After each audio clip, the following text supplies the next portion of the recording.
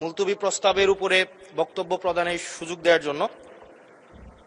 মাননীয় স্পিকার, কিছুক্ষণ আগে আমাদের সর্বশ্রদ্ধেয় মাননীয় সাংসদ আন্দালিব রহমান পার্থ যখন বক্তব্য দিচ্ছিলেন, উনি যখন বললেন যে সংবিধান যারা ছুঁড়ে ফেলতে চায় তাদেরকে স্বাধীনতা বিরোধীর সাথে উনি অ্যালাইন করলেন, ট্যাগ করলেন মাননীয় স্পিকার।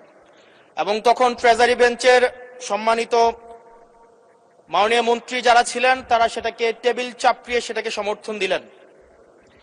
মাননীয় স্পিকার, গণতন্ত্রের জন্য যিনি আপোষহীন লড়াই করে গিয়েছেন বেগম জিয়া, উনি বলেছিলেন যেদিন জনতার সরকার প্রতিষ্ঠিত হবে, যেদিন এই পার্লামেন্ট জনতার সরকারের কাছে যাবে, এদিন এই সংবিধানকে ছুঁড়ে ফেলা হবে।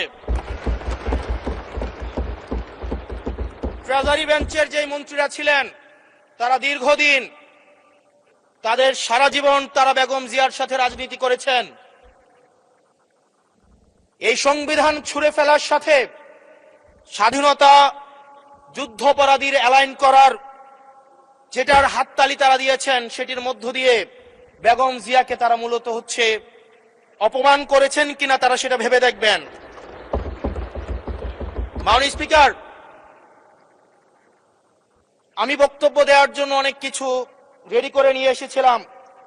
আমরা আইনমন্ত্রী বলেছেন রুশু পড়ার জন্য, তারপরে হবস পড়ার জন্য, মদিনা সনদ পড়ার জন্য পড়েছিলাম, কিন্তু আন্দালিব রহমান পার্থ সাহেব যে বক্তব্য দিয়েছেন, আমরা ক্লাস 8-9-এ যে ডিবেট করতাম সেটি রিভার্টাল দিলে 20 মিনিট সময় লাগবে। মাননীয় স্পিকার, আমি ওনার বক্তব্যের রিভার্টাল দিচ্ছি। উনি বলেছেন যে আমি কোট করছি, উনি বলেছেন ৭২-এর সংবিধানের কিছু কিছু বিষয়কে ওনারা সম্মান দিয়েছেন। তার মানে কিছু কিছু বিষয়কে ওনারা সম্মান দেয় নাই। তার মানে এই অভ্যুত্থানের পরে এই সংবিধানের কিছু অংশ ওনারা মেনেছেন, কিছু অংশ ওনারা মানেন নাই। ওনারা কেবল ওই অংশটাই মেনেছেন যে অংশটা ওনাদের পক্ষে গিয়েছে, যে অংশটা ওনাদের বিপক্ষে গিয়েছে এই অংশটা ওনারা মানেন নাই। মাননীয় স্পিকার, এই ধরনের প্রকৃতি সম্পন্ন যারা আছে বাংলাদেশের পার্লামেন্ট, যারা দেখছেন তারা সিদ্ধান্ত নেবেন।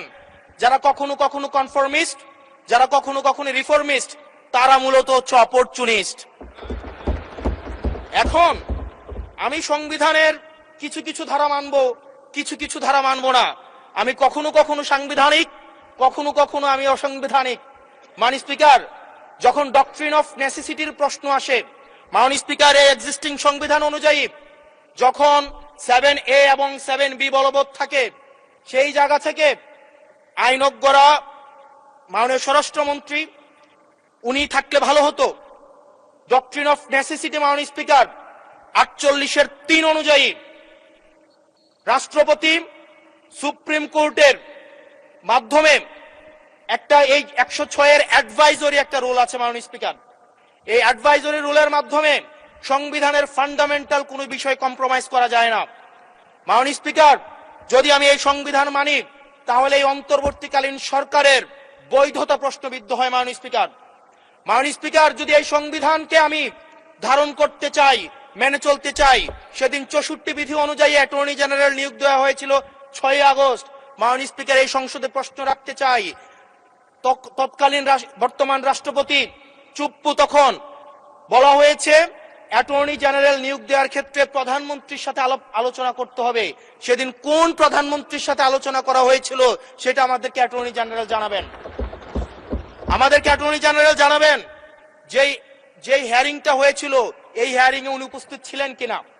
তখনকার সময় যিনি প্রধান বিচারপতি ছিলেন ওবায়দুল হক, তিনি তখন কোথায় ছিলেন, সেই রায়ের কপিটা আমরা দেখতে চাই। মাননীয় স্পিকার, মাননীয় স্পিকার, আপনি যখন বেগম জিয়াকে 6 আগস্ট সর্বপ্রথম ছাত্র জনতা যখন সিদ্ধান্ত নিয়েছিল আর এক মুহূর্ত বেগম জিয়াকে কারাগারে থাকতে দিবে না, বেগম জিয়াকে রাষ্ট্রপতির আদেশের মধ্য দিয়ে বেগম জিয়াকে সেদিনই কারাগার থেকে যেই জুলুমের মধ্যে রাখা হয়েছিল সেটা থেকে ছাত্র জনতার রায়ের মধ্য দিয়ে সেখান থেকে বের করে আনা হয়েছিল। মাননীয় স্পিকার, যদি এই সংবিধানকে বাইবেল ধরে নেই, এই সংবিধানকে যদি গসপেল ধরে নেই, এই গসপেলের পুরোহিত অনুযায়ী যেভাবে ভ্যাটিকান সিটি চলে সেটা যদি আমরা ধরে নেই, তাহলে মাননীয় স্পিকার সেদিন বেগম জিয়া জেল থেকে বের হতে পারেন না। মাননীয় স্পিকার সেদিন বেগম জিয়া জেল থেকে বের হয়েছিল অভ্যুত্থানের জনরায়ের ভিত্তিতে। মাননীয় স্পিকার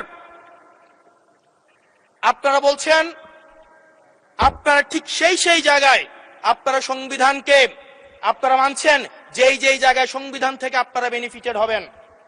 মাননীয় স্পিকার, গ্রামের ভাষায় কথা আছে, বলতে চাই না, যে গাং পার হইলে মাঝি কোন দুলা ভাই।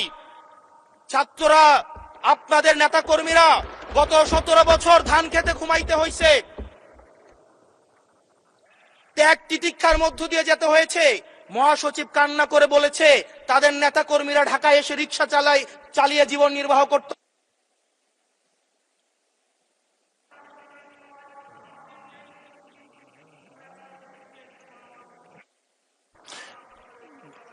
এক মিনিট বলেন।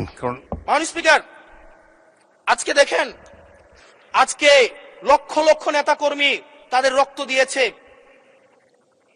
ফ্যাসিবাদ বিরোধী প্রত্যেকটি রাজনৈতিক দল, কোন রাজনৈতিক দলকে বিশেষভাবে আমি আলাদা করতে চাই না, ফ্যাসিবাদ বিরোধী প্রত্যেকটি রাজনৈতিক দলের রক্ত, শ্রম, ঘামের মধ্য দিয়ে এই হাসিনার পতন হয়েছে। এই হাসিনার পতনের পরে যখন জনরায়, মাননীয় স্পিকার, যখন জনরায় কখনো কেতাবের কাছে মাথা নত করে না। এটা ভ্যাটিকান সিটি নয় যে গসপেল অনুযায়ী হচ্ছে দেশ পরিচালিত হবে। 68% জনগণ তারা সিদ্ধান্ত জানিয়ে দিয়েছে এই সংবিধানের যেই বেসিক স্ট্রাকচারাল জায়গায় কোন জায়গাগুলোতে রিফরমেশন আনতে হবে। মাননীয় স্পিকার, আন্দালিব রহমান পার্থ সাহেব বলেছেন যে অর্ডারে নাকি হচ্ছে সংবিধান সংস্কার পরিষদের গঠনটা নাই। উনি যদি একটু পরিশ্রম করতেন, জাস্ট একটা পাতা উল্টাইতেন, একটা পাতা পরেই বলা হয়েছে সংবিধান সংস্কার পরিষদ গঠন যদি জয়যুক্ত